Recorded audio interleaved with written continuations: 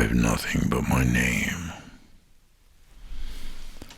I've nothing but my name.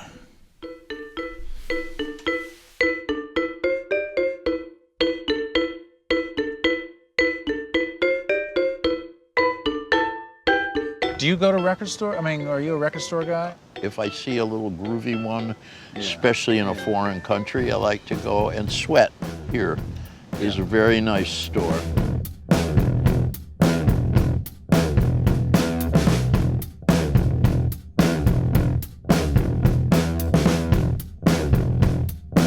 You know, I'll go in Sweat and I'll come out with like a Serge Gainsbourg reggae album. Oh, yeah. Why did I? Just because I see it and go, wow, that's crazy. I'll take it. Yeah.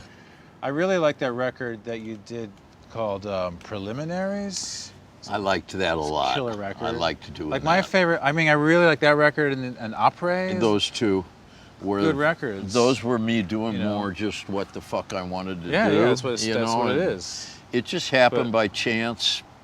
I had been curious for years about this writer, Welbeck, a director who was doing a documentary on him. Mm-hmm. They couldn't get Neil Young.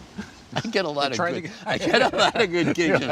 They couldn't get Neil Young, or they can't get the Tom Waits, or they can't get. So you end up, hey, you know. Right? They wanted a song for this documentary, and I told them it turned out this guy is my favorite author.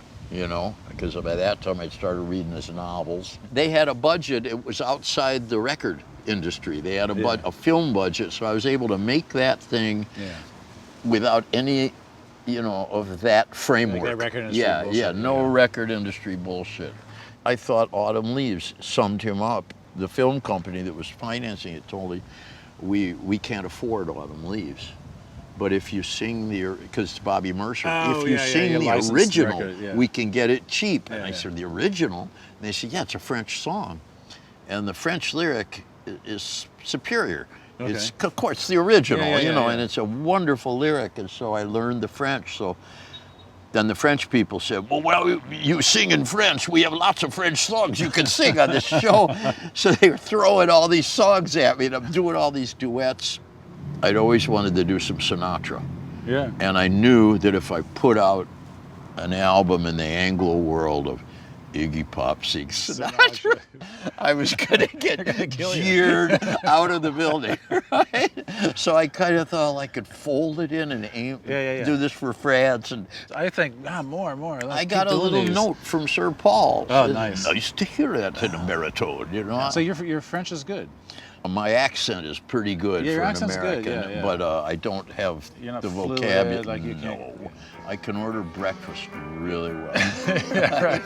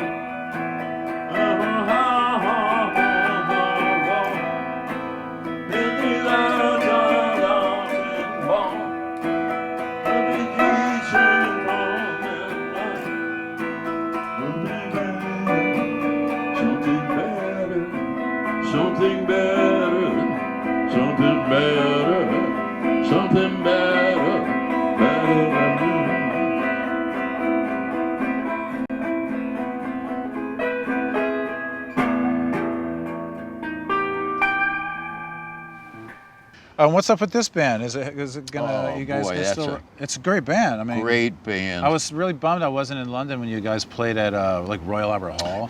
Everybody said, "Yeah, man, it was." a hell of that a was it. gig That was the killer because gig.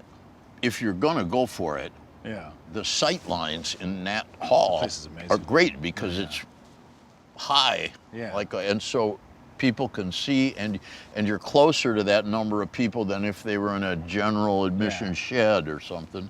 Because it's an exhibition hall, I didn't know this. This is what made it for me. You bring in your own stage.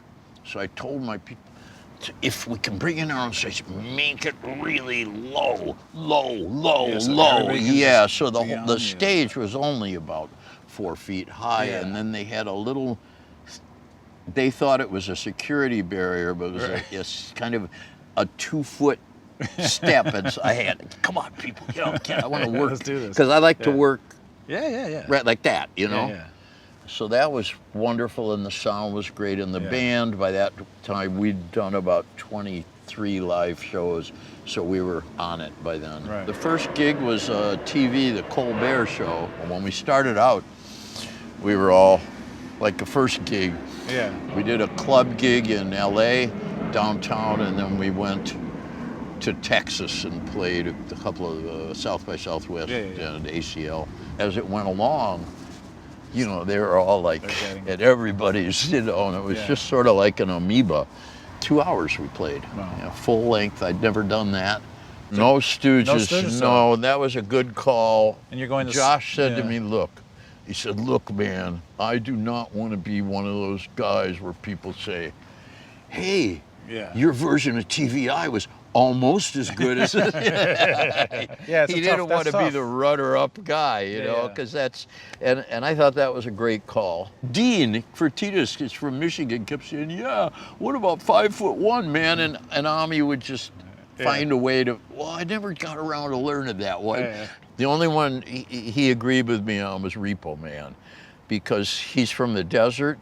And he was a certain age when that came out, right? You know, he was like 8 or 10 or like, yeah, this is cool, you know. Learn what you're gonna learn. I know all the vocals, I'll come out there and sing it.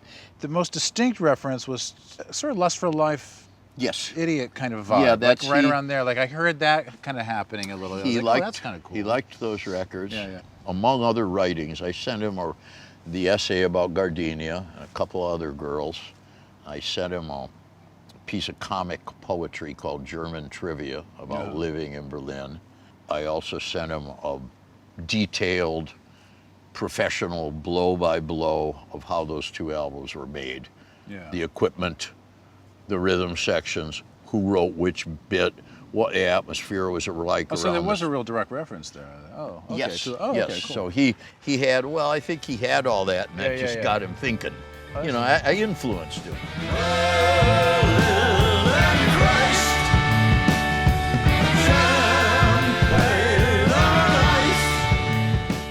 I've never ever been so well presented and musically enabled and played in such great circumstances. I'm so proud of the gigs. We did it, we ended it at the Rex in Paris. The idea was to do it once. I mean, those guys would have gone to, you know, Josh would be like, well, what about Hong Kong? Have you ever, you know, like Josh, like, look, I'm 69. I don't need to go to Hong Kong this year.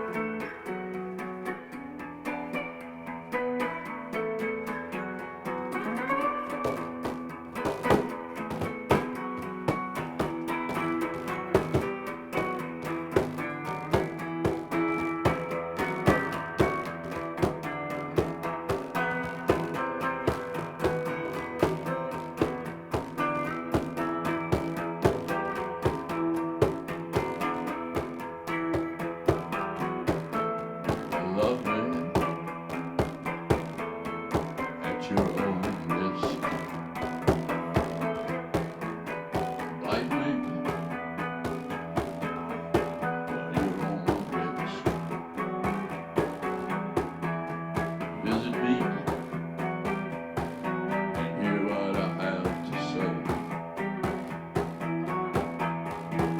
my words blow you away.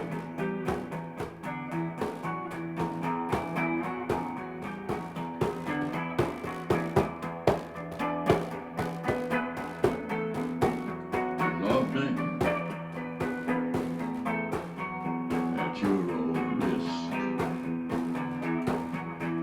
I'm not an average guy.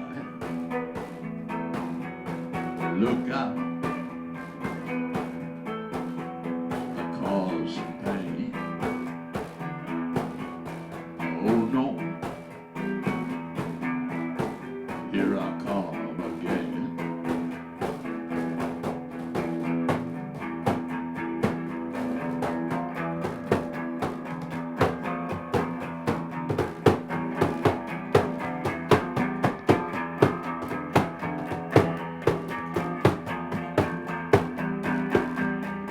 Get me, forget me not. Get me, forget me not. Life goes out like light. Life goes away like that.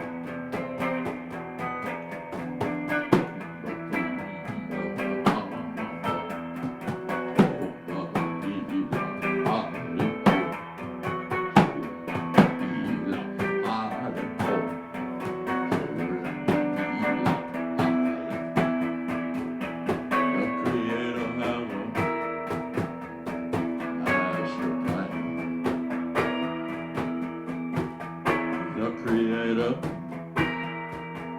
is a masturbator.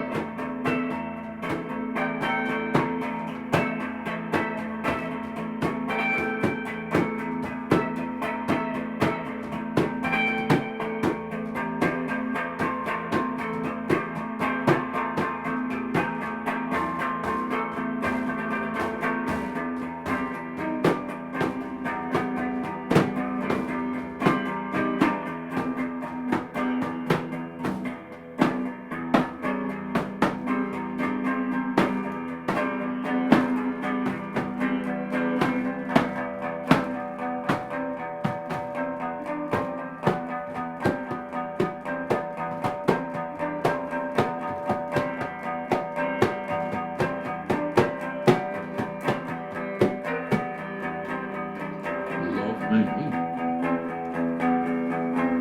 at your own risk. Love me at your own way.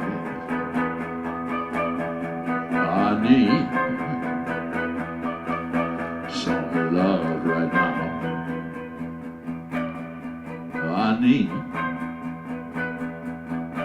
to throw it away. Throw it away. Throw it away.